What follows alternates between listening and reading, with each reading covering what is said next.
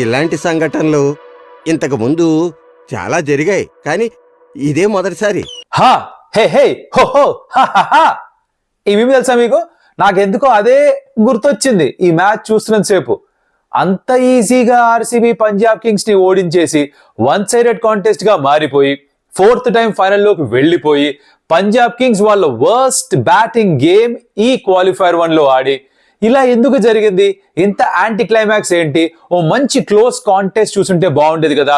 ఎలా అయితే పంజాబ్ కింగ్స్ గెలిచి వచ్చారో ఎంఐ తోటి, ఎలా అయితే ఆర్సీబీ 228 చేసి వచ్చారో ఈ క్వాలిఫైర్ 1 లోకి, అలాంటి మ్యాచ్ ఉంటే బాగుండేది కదా. ఒక పక్కన యాజ్ ఎ క్రికెట్ ఫ్యాన్ నాకు అనిపించినా కూడా ఆర్సీబీ ఫ్యాన్స్ ఎవ్వరూ కంప్లైంట్ చేయరు, because there team is right now in the finals, first team to make it the finals and 1 game away from glory. మాట్లాడుకుందామా? Let's get started. Welcome to Some Tales. నా పేరు Kaushik and it was a very weird game because Punjab Kings ఇలా ఆడతారు or rather qualifier 1 కి వచ్చి వాళ్ళ batting లో the worst performance వస్తుందని ఎవరు ఎక్స్పెక్ట్ చేసి ఉంటారు. But that's cricket for you. Now if you are a Punjab Kings fan, నేను చెప్పేది ఒకటే, క్రికెట్ లో ఏ రోజు ఎలా ఆడాలో మనం ఫిక్స్ చేసుకోలేం. It doesn't happen. In fact a sport లో ఇది కుదరదు. కొన్ని సందర్భాల్లో maybe your most important game and you put up with your worst performance. అది జరుగుతుంది. అదే అయింది unfortunately for Punjab Kings. And వాళ్ళకి అదృష్టం ఏంటంటే వాళ్ళు ఎంత బాగా ఆడారు లీగ్ ఫేజ్ లో అంటే వాళ్ళ దగ్గర ఇంకొక అవకాశం ఉంది ఫైనల్స్ లోకి వెళ్ళడానికి, విచ్ ఇస్ వై ఈ టాప్ 2 లో ఉండడం ముఖ్యం అని చెప్తూ ఉండడం. ఇలాంటి ఒక పర్ఫార్మెన్స్ ఒక నాకౌట్ గేమ్ లో వస్తే సీజన్ మొత్తం అంతా బాగా ఆడి ఏం చేయలేరు. బట్ ఇలా క్వాలిఫైర్ 1 లో వస్తే you at least have 1 more chance. దాన్ని సరిదిద్దుకోవడానికి అవకాశం ఉంటుంది. Punjab Kings hopefully does that. But RCB వాళ్ళకు వచ్చిన అవకాశాన్ని they dominated the game like a boss. Toss గెలిచారు, ఫస్ట్ బౌలింగ్ ఎంచుకుంటా ఉన్నారు. శ్రేయస్ అయ్యర్ కూడా మేము కూడా బౌలింగే చేద్దాం అనుకున్నాం, కానీ ఇక్కడ ఫస్ట్ బ్యాటింగ్ చేసిన వాళ్ళు ఎక్కువ సందర్భాల్లో గెలిచారు, కొంచెం ఆప్టిమిస్టిక్ గా ఉంటాం అని చెప్పినా కూడా ఆర్సీబీ ఏదైతే చేశారో బౌలింగ్ చేస్తూ, ఎలా అయితే స్టార్ట్ చేశారో, ఎలా అయితే Yash Dayal first breakthrough అందించాడు ప్రియాంశ్ ఆర్యాది. Now Arya couldn't say feel my love in this game, if you know what I'm referring to. Yeah, but తను అవుట్ అయిపోయాడు. తన వెంటనే వెనకాల ప్రప్సిమన్ తన పార్ట్నర్ కూడా అవుట్ అయిపోయాడు. అలా వరుసగా అవుట్ అవుతున్నారు. జాష్ హేజల్వుడ్ బౌలింగ్ లో శ్రేయస్ అయ్యర్ అవుట్ అయ్యాడు.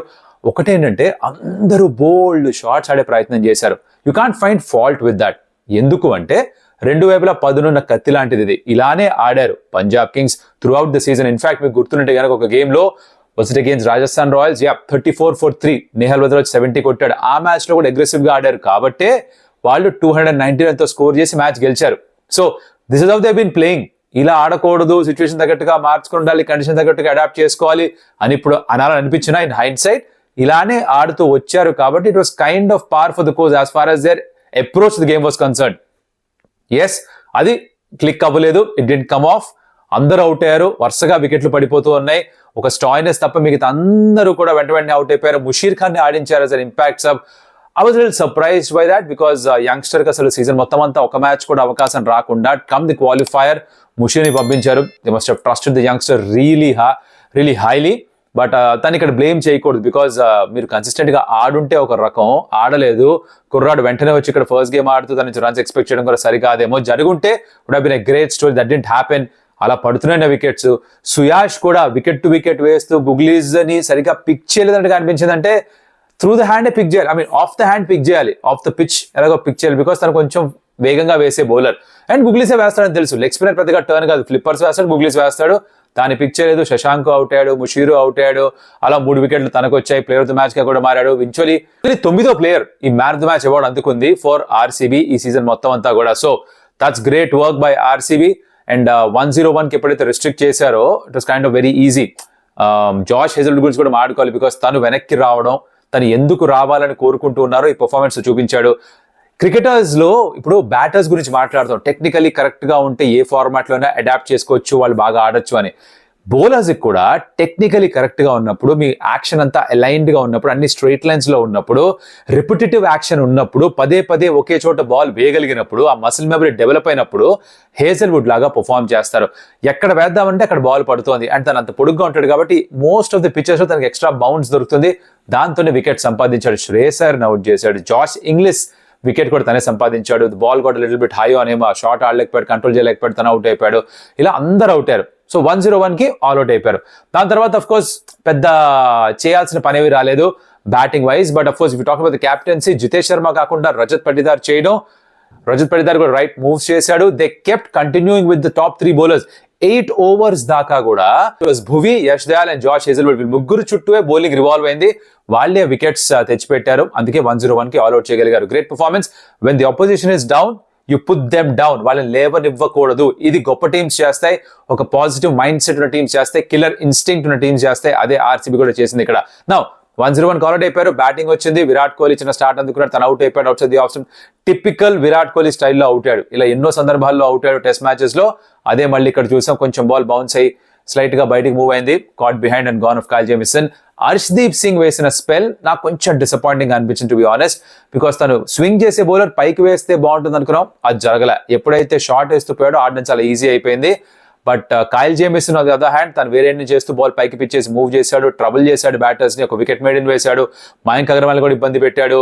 అండ్ ఎప్పుడైతే విరాట్ కోహ్లీ అవుట్ అయిపోయాడో, సాల్ట్ ఉన్నాడు కాబట్టి సరిపోయింది. అంటే కంగారు పెట్టడానికి వాళ్ళ దగ్గర 160 ఉండుంటే స్కోరు ఏమైనా చేసి ఉండేవాళ్ళేమో. 102 was never going to be enough, never a challenge. So salt ఎప్పుడైతే 207 స్ట్రైక్ రేట్ తో 50 కొట్టేశాడో, మయాంక్ అగర్వాల్ నుంచి చిన్న క్యామియో 19 వచ్చింది. రజత్ పటిదార్ వచ్చి లాస్ట్ లో 6 కొట్టి మ్యాచ్ ఫినిష్ చేశాడు. ఈజీ, ఒక కేక్ వాక్ లాగా అయిపోయింది. 10 ఓవర్లో మ్యాచ్ అయిపోయింది. This is the fastest run chase in a qualifier by any team. So మొన్నేమో వాళ్ళ హిస్టరీలో 228 హైయెస్ట్ స్కోర్ చేజ్ చేసి వచ్చారు. ఇక్కడేమో ఈ క్వాలిఫైర్ 1 లో ఫాస్టెస్ట్ చేజ్ ఇన్ క్వాలిఫైర్ చేసేశారు. దాంతో ఫైనల్ లోకి వెళ్ళిపోయారు. So I think all's great for RCB. వాళ్ళ fans will be really happy. I would have wanted a better game. Qualifier 1 స్థాయికి తగ్గ గేమ్ ఉండాలనుకున్నాను. బికాస్ రెండు కూడా ఈక్వల్లీ బ్యాలెన్స్ సైడ్స్ అని అనిపించింది నాకు.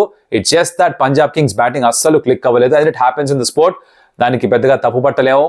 అది అన్ఫార్చునేట్లీ అందరికీ ఒకే మ్యాచ్ జరగడం, అది పంజాబ్ కింగ్స్ దురదృష్టం అనుకోవచ్చు విధంగా. బట్ అదృష్టం ఏంటంటే వాళ్ళకి ఇంకో అవకాశం ఉంది. So this is what happened in that game.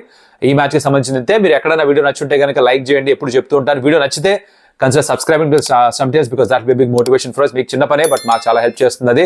And ఈ వీడియో అయిపోయింది. Next of course is the eliminator Gujarat Titans and of course Mumbai Indians. వాళ్ళ గురించి మాట్లాడదాం కానీ అక్కడ ఇది అక్కర్లేదుగా. ఇది Virat, RCB, you know it right. So preview time of the eliminator. Now GT versus MI game, at the start I think advantage is to MI. Advantage to MI ఎందుకో చెప్తాను, but never discount any team. మొన్న match లో కూడా, ముందర match లో కూడా qualifier 1 లో equal sides అనుకున్న 1 సైడ్ కాంటెస్ట్ చేశారు. జీటీ సడన్ గా పూనకాలు వచ్చేసి వాళ్ళు 1 సైడ్ కాంటెస్ట్ గా చేసి వాళ్ళు గెలిచేస్తే MI తోటి, like they did in the league phase. You never know what is in store for us. But ఏంటో మాట్లాడుకుందాం. నౌ అగైన్ ఈ మ్యాచ్ కూడా ముల్లన్పూర్ లో పిచెస్ అన్ని కూడా విచిత్రంగా బిహేవ్ చేస్తున్నాయి. ఇక్కడ మన క్వాలిఫైర్ 1 లో ఏమో చూస్తే కనుక బాల్ తెగ స్వింగ్ అయ్యి, సీమ్ అయ్యి, బౌన్స్ అయ్యి ఏదేదో అయిపోయింది.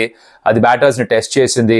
దాని ముందు లీగ్ ఫేజ్ లో ఒకసారి 111 మాత్రమే చేశారు. ఇంకో 2 మ్యాచ్ల్లో 200కి పైగా స్కోర్ చేశారు. సో మిక్స్డ్ బ్యాగ్ లాగా ఉంది. సో పిచ్ ఏం చేస్తుందో మనకు తెలియదు. We really can't predict about that at this point of time. So అది పక్కన పెట్టేద్దాం.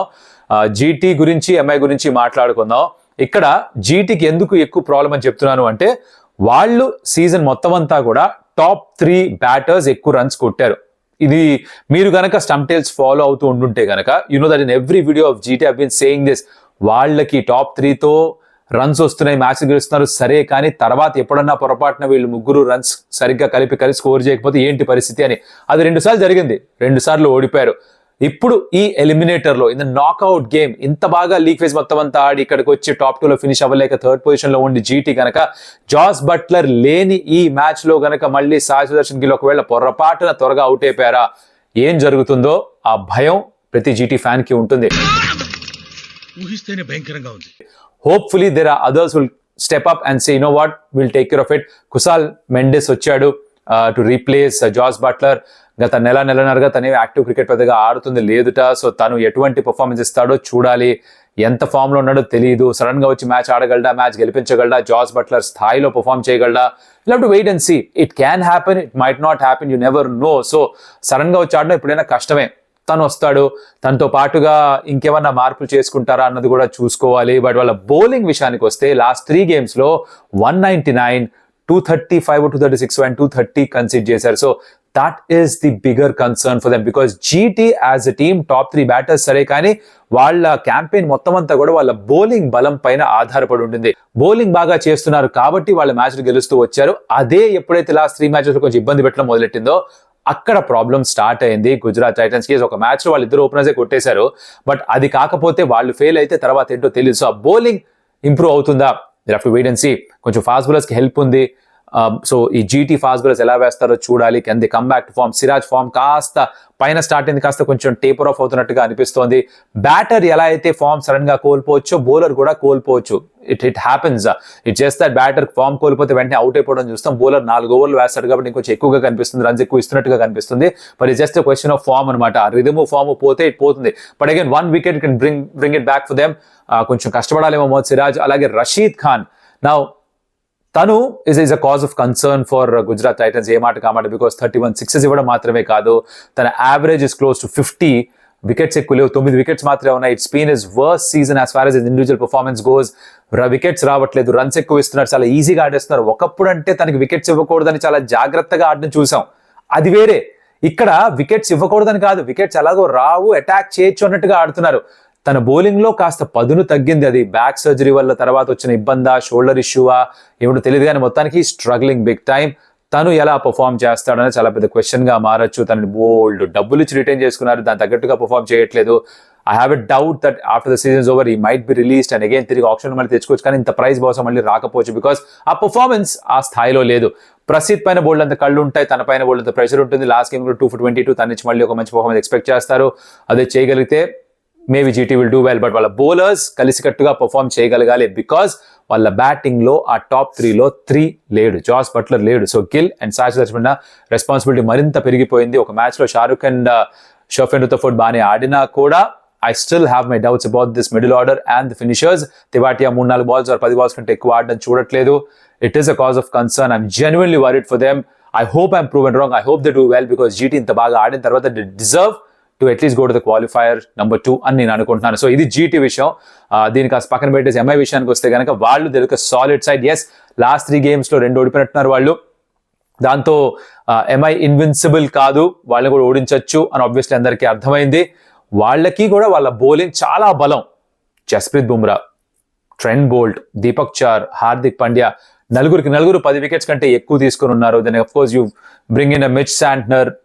Any pitch is obviously very good. Help ఉంటే చెలరేగిపోతాడు.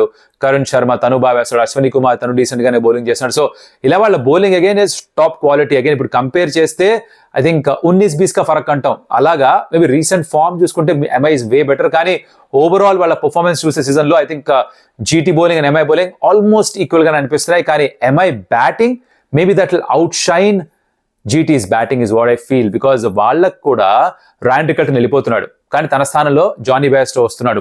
Like for like replacement, wicket keeper batter, opener. తను కూడా బోల్డ్ అంతా అనుభవం ఉంది. ఐపీఎల్లో యార్క్షైర్కి ఆడుతూ ఉన్నాడు.